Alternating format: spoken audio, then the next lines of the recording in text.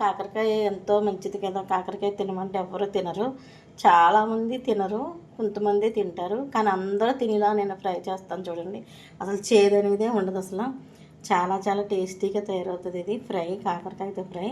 చూడండి, కావాల్సిన పదార్థాలు: అరకిలో కాకరకాయలు, కొంచెం పసుపు, సాల్ట్, నెయ్యి అండి. నెయ్యే కావాలి, నెయ్యితో ఫ్రై చాలా బాగుంటుంది. నెయ్యి ఇష్టం లేని నూనెతో కూడా చేసుకోవచ్చు.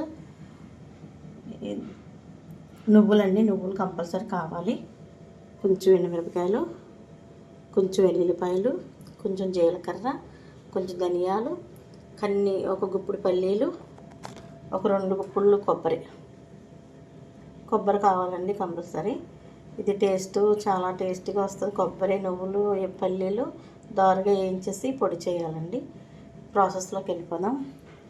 ఇప్పుడు నేను వీటిని ప్రాసెస్ చేస్తానండి. చూడండి ఒకసారి. చూడండి, ఇలా దోరగా అయిపోయింది. దోరగా అయిపోయినాయి కదండి. వేగిపోయిన తర్వాత నువ్వులు వేయాలండి. నువ్వులు గమ్మున వేగిపోతాయి.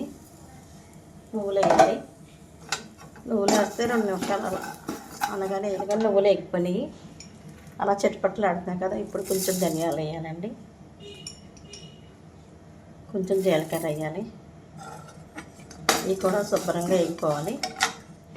కొంచెం ఎండుమిరపకాయలు వేయాలి. ఇవి కూడా శుభ్రంగా వేగిపోవాలి. మొత్తం శుభ్రంగా అయిపోయాక మిక్సీ పట్టాలండి. అయిపోయింది, కట్టేస్తున్నాను మిక్సీ. ఇదిగోండి చూడండి, ఇవన్నీ ఇందులో తీసేసుకున్నాను మిక్సీలోకి. కొన్ని చిన్న ఎల్లుల్లిపాయలు వేసుకోవాలండి. వేసుకుని మిక్సీ చేసుకోవాలి. ఈలోగా అదే బాండీలో నెయ్యి వేసుకోవాలండి.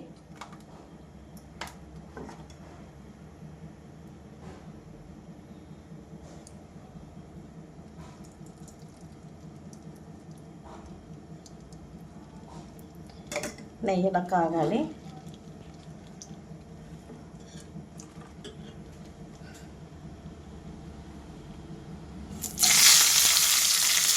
మనం కోసి పెట్టుకున్న ముక్కలన్నీ నేతిలో వేసుకోవాలి.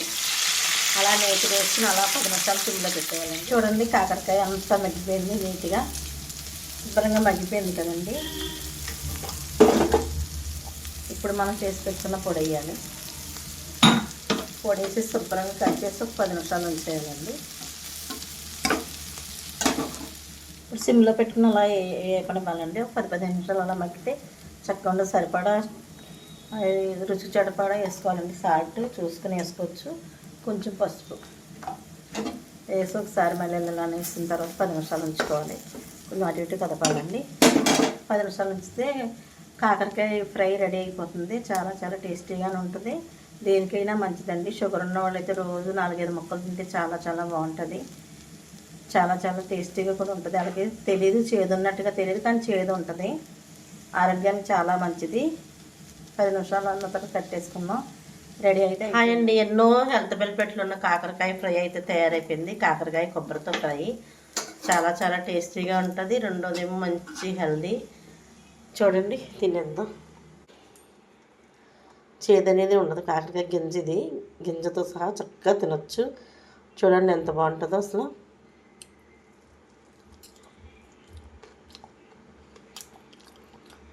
ఆహా, చాలా చాలా బాగుంది. చక్కగా సాంబార్ పెట్టుకుంటే ఇంకా బాగుంటుందండి. ఫ్రై కదా, సాంబార్లో సూపర్ ఉండదు. ఈ రకంగా కాకరకాయ ఫ్రై కొబ్బరి వేసుకుని చేసుకుని ఒకసారి ఇలా ట్రై చేయండి. చాలా చాలా బాగుంటుంది. ఈ ప్రాసెస్లో ట్రై చేయండి, సూపర్ ఉంటుందండి.